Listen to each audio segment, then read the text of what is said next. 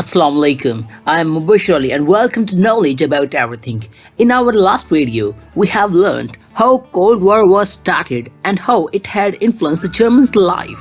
In this video, we shall learn how communist blocs started weaken and ultimately resulted in fall of Berlin Wall and freedom of Germans. If you are new at our YouTube channel, then please subscribe to our YouTube channel and also press the bell icon. By the late 1980s, cracks were started to appear in the communist bloc. There was a meeting in December 1988 between the Soviet leader Mikhail Gorbachev and US President Ronald Reagan and his successor George Bush, in which Gorbachev announced that East Europe had the rights of self-determination. This offer startled the international community. The first test came in the summer of 1989. East Germans, hearing that the border with the West was weakening, rushed to take vacations in Hungary. In the capital city of Budapest, the West German embassy was suddenly besieged with East German vacationers demanding help to immigrate. East German leader Heinrich Honecker condemned these people as outcasts of society. When refugees stubbornly crammed themselves into the embassy and refused to leave, Honecker, under pressure from the Kremlin, was forced to backpedal. The refugees were free to go to West Germany, he said, but they would first have to pass through East Germany by train. That way, at least, he could claim he was expelling them and cancelling their citizenship. Honecker seemed to be the only major who could not only see his control over East Germany was slipping. In power 1971, he had been described as invincible as late as 1985. Despite this confidence in his power, another embarrassing challenging to his authority came on the heels of massive migration in the autumn of 1989. As Honecker welcomed Gorbachev to East Berlin in October during an Eastern German anniversary celebration. Crowds of demonstrators rushed the parade route. At first, they shouted rehearsed slogans, but when they saw Gorbachev, according to the news agency CNN, they spontaneously began to chant, Gorby, save us, Gorby, save us. Honecker realized it was critical to show that he was still in control. His chance came 2 days later. Berlin Wall falls.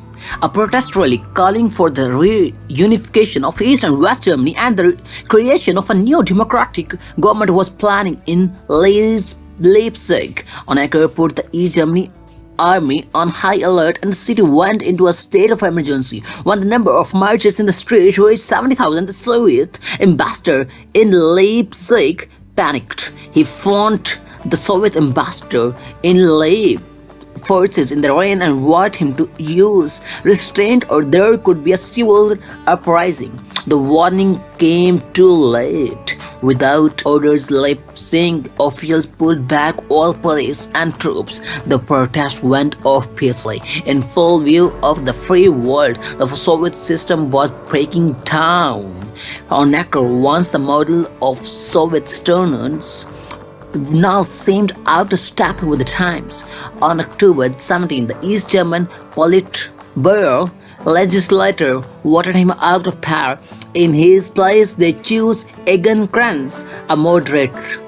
Krenz immediately went on record to promise democratic reforms. When he traveled to Moscow on November 1, he was turned to hear Gorbachev urged him to ease travel restrictions to the West. On November 9, 1989, an East German government official announced to journalists that travel restrictions would indeed be lifted. What he failed to add was that they could be lifted the following day. As it turned out, the desire for freedom could not wait. The news of the ease restrictions flashed around the city. Thousands of East Germans rushed to the Berlin Wall to see if it was true, if the checkpoints were down, if the West Berlin was open again for the first time since 1961. Border guards, who had no orders but to prevent anyone from escaping, saw the throngs of East Germans growing larger. Touristic to resist the sea of people surging against the wall would be futile. Suddenly, the gates at the checkpoints rose and joyful East Berliners began to pour through. Those who could not wait to go through the gates began to climb over the hated concrete barrier. As them, President George Bush later described it, freedom was literally cascading over the wall. West Berliners arrived from the other direction and began to demolish the wall with picks and hammers in front of the 200-year-old Brandenburg Gate, long a symbol of German nationalism.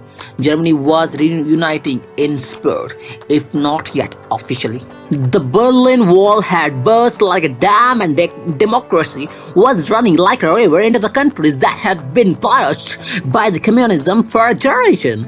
Putin would have to trade in his uniform for a civilian suit and find his way to the new centers of power where East and West would be soon overlapping.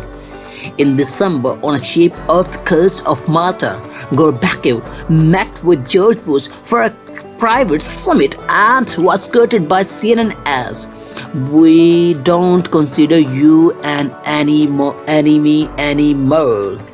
The Cold War of Germany between USSR, that means Soviet Union, United States, that means America, and Great Britain, that means England, had been ended, and a new enjoyed wave of democracy was flashing all around Germany and the Eastern Europe. This was the whole story of Cold War.